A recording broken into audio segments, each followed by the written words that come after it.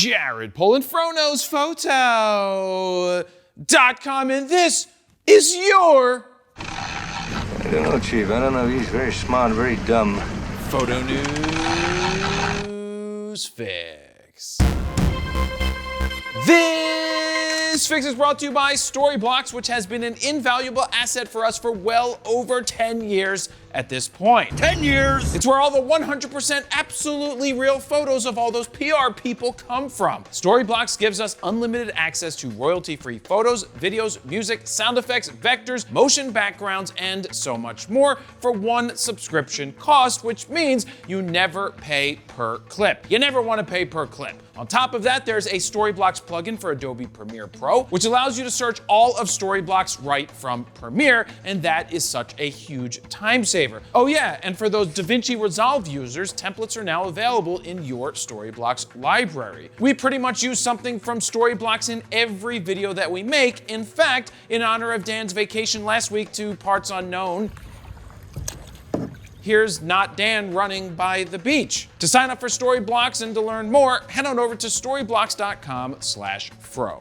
First up is Tamron working on a 50 to 200mm 2.8 lens, question mark? Damn it. Well, according to this patent document, the answer to that question is yes. For years, 70 to 200 2.8s were the dream lens for many people starting out. From weddings to portraits to sports, that range covered so much. And what's interesting is Tamron went away from the 70 to 200 to focus on a smaller, lighter 2.8, the 70 to 180. So to hear that they are working on something like a 50 to 200 2.8 is kind of a surprise, though they've already surprised us with this super unique 35 to 150 f2 to 2.8 lens. Now, I've personally been moving away from the 2.8s as my focus has shifted to using the newer 1.2s and zoom f2s, but a 50 to 200 2.8 would be extremely versatile as it gives you your 50, 85, 135, 180, and of course 200 millimeters, and all of that at a constant 2.8. What, did you think that I would sit here and list off every single millimeter from 50 to 200? Because I'll do it. You know I will.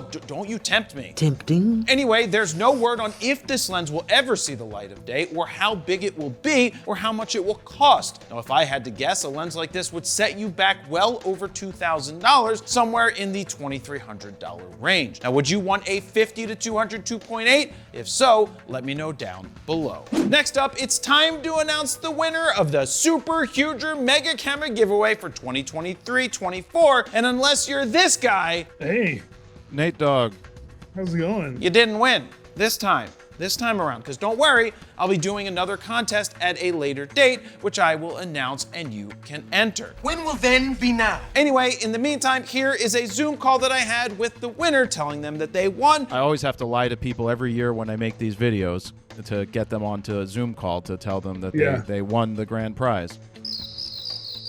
Yeah, did you hear that? You won the grand prize. Yeah. Dude, are you kidding me? This is awesome. Wow, that is so awesome. Everything is awesome. And hearing what they'd like to spend my $4,999.99 on at Alan's camera. Canon R5C, so it's kind of what I would be probably wanting to get for myself too. I don't know, unless you have better recommendations. I know you shoot with the R5 in the studio for the lens, f2. 28 to 70, I think that's probably what I would want too. I was looking on Alan's camera site when you had initially emailed me thinking like, oh, what would I get? So those two things would probably be my top of the list. So yeah, I mean, we'll have to figure it out because I think those two things would put you over the hump of $49.99. And I can pay the difference or whatever. I know it's gonna be a little bit over, but yeah. All right. No, I'm thrilled, man. This is awesome. Now, how cool must that be to win such an amazing prize? Now, if I gave you $4,999.99 of my own money to spend on anything you wanted at allanscamera.com, what would you spend it on? Let me know down below. And finally, Canon Rumors is reporting that the R1 and R5 Mark II will be announced on July 17th, but they also discussed the possibility of an R6 Mark III dropping in 2024. Now, before I get to the rumored specs of the R5 Mark II and my guess as to what an R6 Mark III might bring, let's talk about the rumored date of July 17th. Now, according to Canon Rumors, they've known about this date for quite some time, but they were asked not to share it. But now that the Sony Alpha Rumors guy has shared the same info, I guess they felt that it was time to share that date. Now, raise your hands if you think that the Sony Alpha Rumors guy should rebrand his site and just cover, all rumors. It's not a bad idea. I do, because it's better for his business, and I want to see people succeed. He's a nice guy. Now, Canon Rumor says that they don't expect the R1 to be available until Q1, but the R5 Mark II will begin shipping at some point in August. Now, here's the rumored specs of the R5 Mark II. Now, keep in mind, Canon hasn't even done a development announcement for this, so I'm not sure where this is coming from. They claim it will have a 45 megapixel BSI stacked sensor, shoot 30 frames per second with the electronic shutter, have a new EVF design which makes room for an eye control AF like in the R3, includes vents on the body with a possible accessory grip for cooling. I could use an accessory grip for cooling because I'm already ice cold.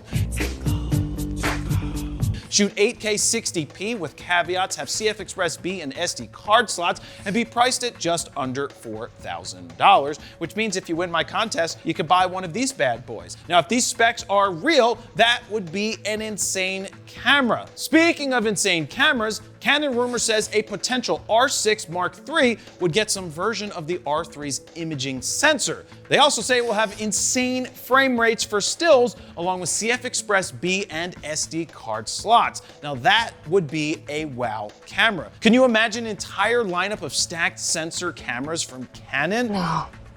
No, not really. Now, in my opinion, if the R6 Mark III does have a stacked sensor that's similar to the R3's sensor, that's going to be insane, but it does seem like the way that all camera manufacturers are going, especially with Nikon having a Z6 III. That only leaves Sony to put out a A7 V to see if that's partially stacked or a fully stacked sensor. Now, if all of these rumors are true, the last half of the year is going to be super busy. And there you have it. That's your photo news fix this time around. Thank you very much for watching. Jared Polin, FroKnowsPhoto.com. See ya.